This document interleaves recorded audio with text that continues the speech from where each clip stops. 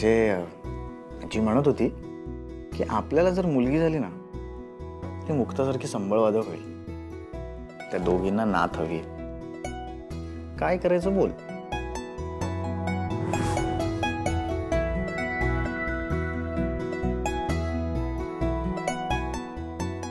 मला वाटतंय त्या दोघींची इच्छा पूर्ण करायची वेळ आली आता. तुम्ही काय नाही म्हणजे आता माझी आई आणि आजी तर हट्ट करतात.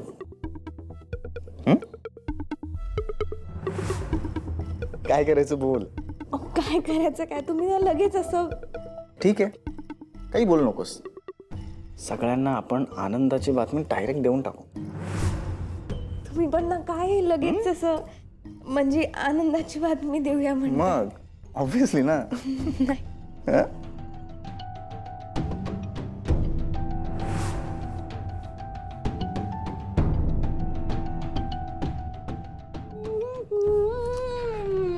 अरे थांब. कशी काय काय आलं? काही नाही. काय नाही काय हे बघ तुला काय सांगते. इकडे बस आपण इथे बस इथे बस ये आपण दोघी बोलूया. हे अशी काय नक्कीच हॉलमध्ये काहीतरी घडलेलं दिसतंय. उगाच नाही याचा मूड खराब झालाय. बघायला हवं काय घडलं ते.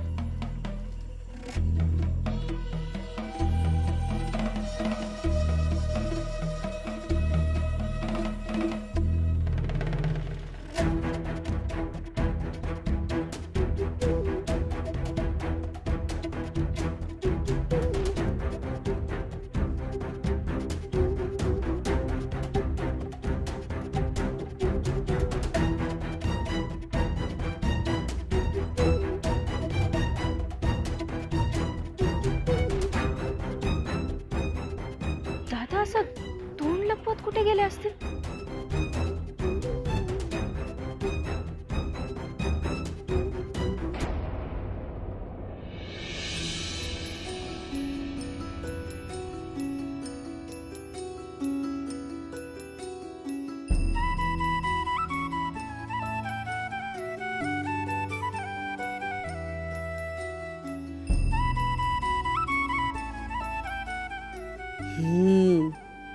यांचं असं चाललंय तर म्हणून आर्याचा तिळपापड झाला. काय करेल ही बिचारी.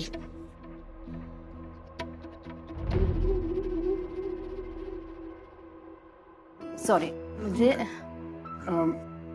हे दिसले का तुम्हाला दोघांना? म्हणजे तुमचं लक्ष होतं का?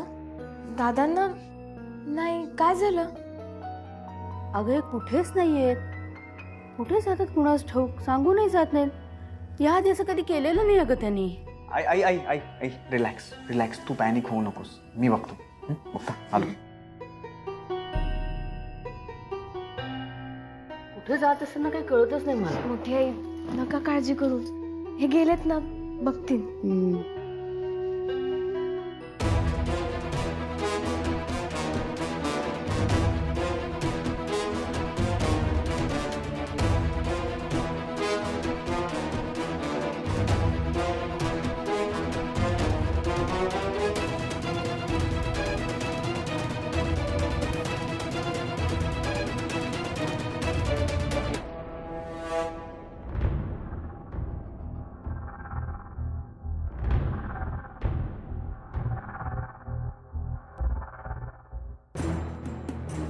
वैजंती,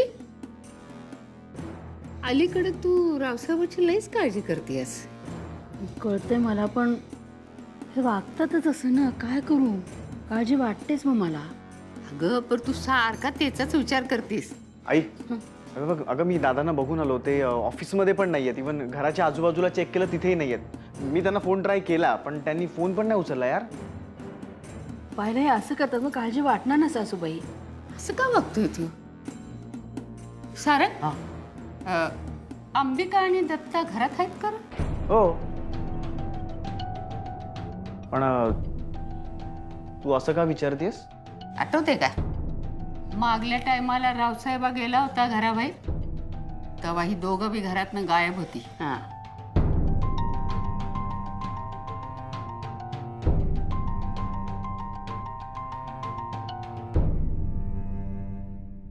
तुला एक सांगायचं होतं. काय माझ्यावर पुन्हा तेच झालं. तेच म्हणजे माझ्या खिशातून पैसे चोरीला गेले पुन्हा. म्हणजे कशाने पण तुम्ही परत खिशात का पैसे ठेवलेत? यावेळेला चोर खिशात ठेवले होते तरी चोरले. अहो एवढा मोठा चोर घरात आणून ठेवलाय आपण, म्हणजे तो कुठून ना कुठून तरी लंपस करणारच ना. पण मला हे कळत नाही की अशाला एवढे पैसे लागतात कशाला. मला काय माहित, पण माझे पैसे गेले ना. तुमचे पैसे गेले पण नीट ठेवत जा, पुढच्या वेळेपासून आपण पैसे गेले. हळूहळू मध्ये घाबरवते कशाला. मला काय झालं ते कळलं का? कसं करणार आम्हाला? राव दादा पुन्हा एकदा मागच्या वेळेसारखे गायब झालेत. काय आणि सगळेजण तुम्हा दोघांवर पुन्हा एकदा संशय घेत आहेत. आम्ही काय केलंय?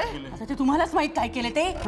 नाही नाही हो, तुम्हाला नाही माहित, मला नाही माहित, मग ते असे वहिनी अरे अहो वहिनी काय ऐकते मी हे?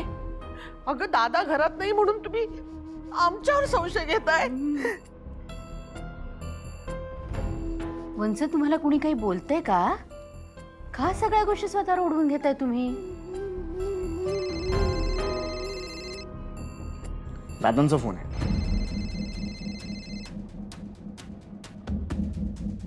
हॅलो. अहो दादा कुठे आहेत तुम्ही? मी जरा एका महत्वाच्या कामासाठी बाहेर आलोय, कळलं ना? उशीर होईल मला. अहो दादा मग सांगून जायचं ना. अरे सगळं सांगत बसणार का? महत्वाचं काहीतरी असतं, नाही बोलता येत मला. हा नंतर सांगेन. अहो दादा हे बघा, मला तुम्ही चुकीचं समजू नका. बघा खूप काळजी वाटते हो तुमची, म्हणून म्हणतोय की किमान मला तरी सांगत जा ना, कुठे चाललायत, कधी येणार, काय काम आहे. अरे बाबा ते जे काम आहे ना ते मी आता सांगू शकत नाही. मी तुला सांगतो ना, आल्यानंतर सगळं सांगतो. हा चल ठेवतो.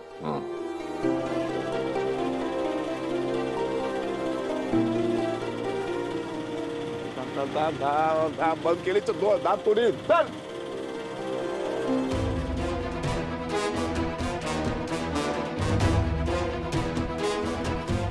रिक्षा लवकर या, लवकर या. चला चला त्या रिक्षाच्या मागे चला.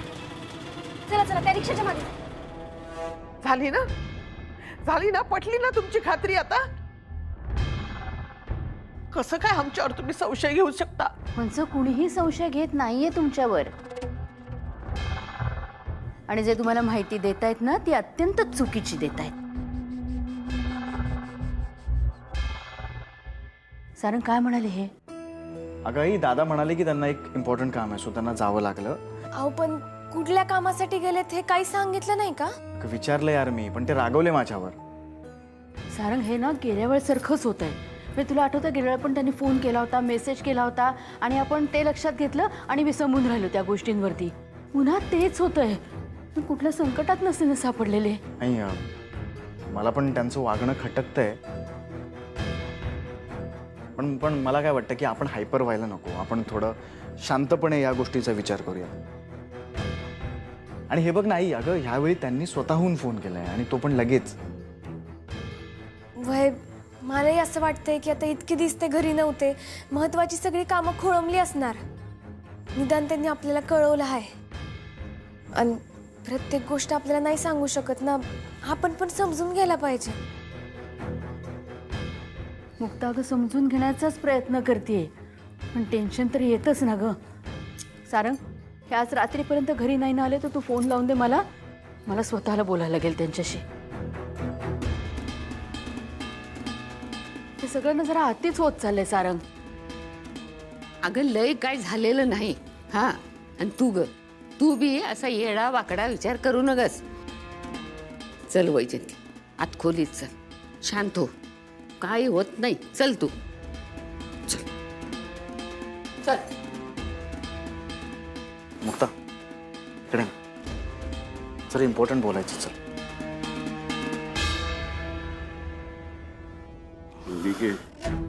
मी नक्की सांगतो.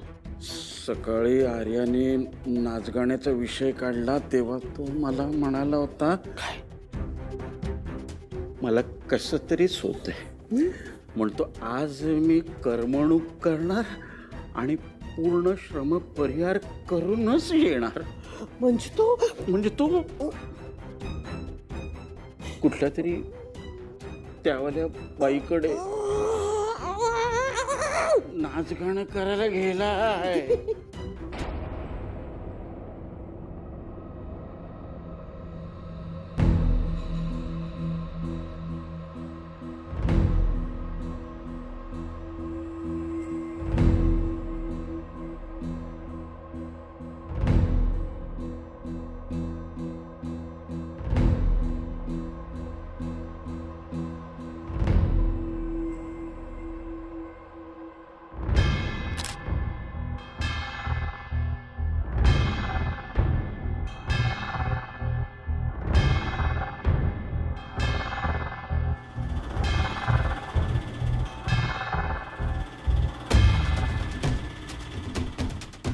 दादा अहो ती रिक्षा गेली ना पुढे, आपल्याला तिच्या मागे जायचं. चला ना, तुम्ही का थांबवली रिक्षा? अहो ताई, तो मोहल्ला चांगला नाही, चांगल्या घरच्या मुली तिकडे नाही जात. मग चांगल्या घरचे पुरुष जातात का? हा अहो तेच सांगतोय, स्त्री असो या माणूस असो, तिकडे सभ्य लोक जात नाहीत. अरे पण मला जायचंय रे तिकडे. चला ना दादा प्लीज. हो ताई, कशाला जाता? माझा ऐका, जाऊ नका. जायचं असेल तर दुसरी रिक्षा पकडा आणि जा. ठीक आहे रावसाहेब, तुम्ही परत जाताना इथूनच जाणार ना? आणि जरी मी तिकडे येऊ शकले नाही ना, तरी माझ्याकडे मोठा प्रूफ आहे.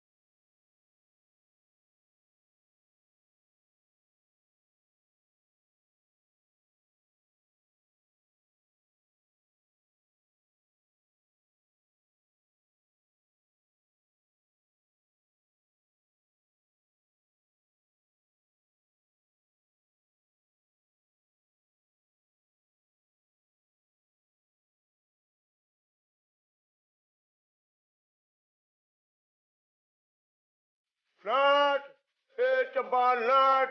अरे ऐसी बिजली गिरी थी है ना, वैसा नाचना मांगता है. नाच. हा हिंदी बोलणारा पाहुणं कोण आलाय? याला कुठंतरी पाहिल्यासारखं वाटतंय.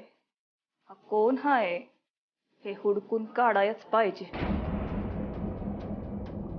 हॅलो. पाहुणं,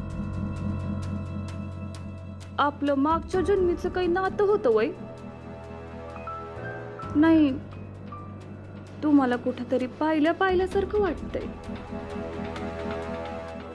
पैसा दिलाय ना चंपा, वो नाचने का दिया है, सवाल पूछने का नहीं।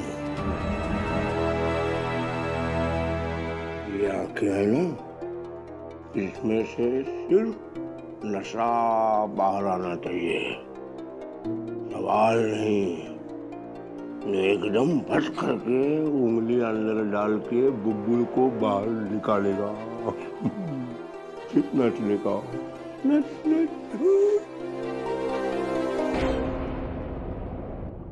अहो ताई, तुम्ही येताय का नाही? नाहीतर दुसरा रिक्षा पकडा, मी चाललोय. दादा ऐका माझे, हे बघा, एकदा तो माणूस इकडे आला ना की आपण लगेच निघूया. दोन मिनिट थांबा ना प्लीज प्लीज. अहो तिकडे गेलेला माणूस रात्रभर येत नसतो. का? अहो तो एरियाच तसा आहे. तिकडे गेलेला माणूस ना फक्त ऐश करतो, तो काय रात्रभर येणार नाही.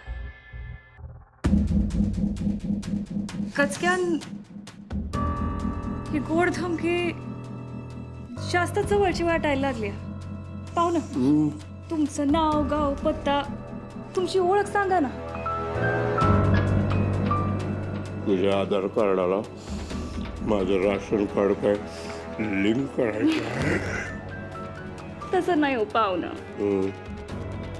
पण माणूस तिलाच्या जवळचं वाटतोय आणि ही बेरकी नजर जरा जास्तच ओळखीची वाटते. नजरेनं ओळखते नाही?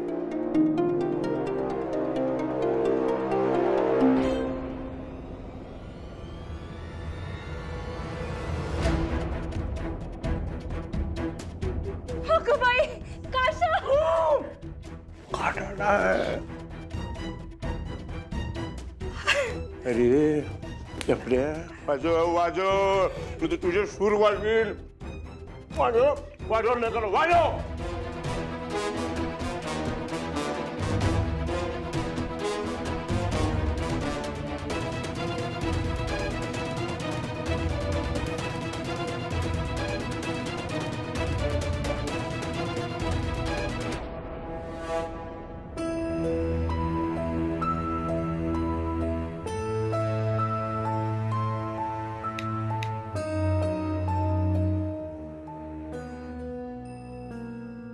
मोठी आहे, तुम्ही अंधारात का बसला होता?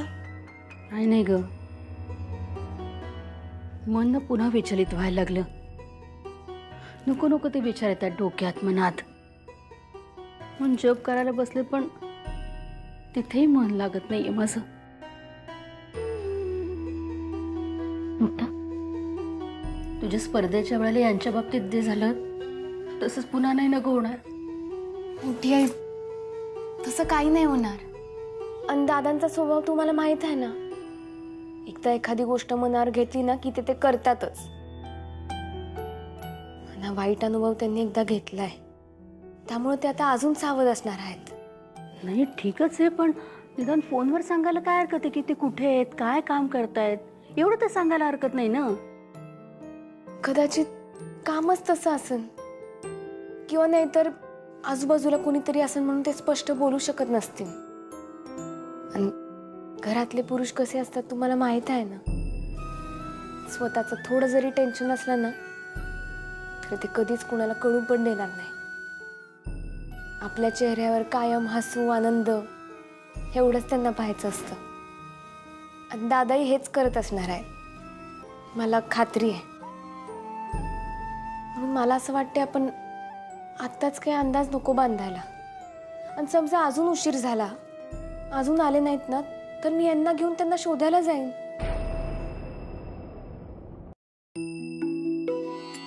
आता खरं तर आहे तशीच आहे परिस्थिती, काहीच बदललेली नाहीये. पण तुझ्या शब्दाने इतका धीर आलाय मला. आत्ता तू जसं मला समजवलंय, जसे शब्द वापरलेस ना, आता मी तसंच्या तसं जाऊन सासूबाईंना समजवते. त्यांना पण टेन्शन आलंय ग, धीर येईल त्यांना पण जरा. थँक्यू. आले वय आले.